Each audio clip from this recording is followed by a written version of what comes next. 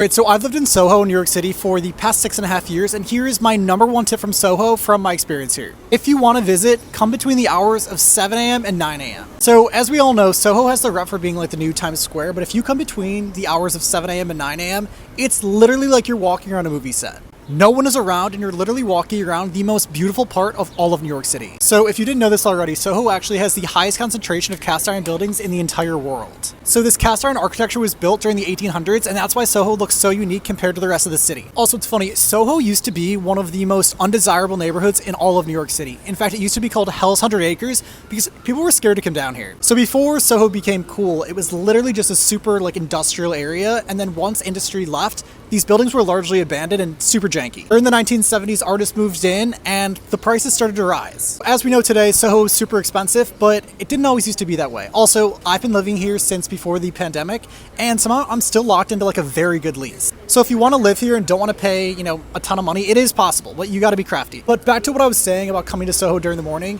I highly recommend, grabbing a coffee and then just walking around super early in the morning. Specifically, go to the Baltazar Bakery and then grab a coffee and just stroll the streets. It's really going to amaze you. And this may sound basic, but I know a lot of people don't do it because I do it every day and I virtually don't see anyone on the street. And again, I've lived in the area for over 6.5 years, so I do know what I'm talking about. Follow Johnny Murtaugh for more awesome tips for New York City. Also, I just made that video from my stoop because I somehow forgot my keys inside my apartment once again, and I had to wait for one of my neighbors to let me in.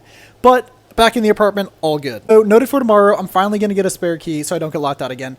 But I'm going to get it at this very old school key shop that I'm going to be making a video about. So follow to see that.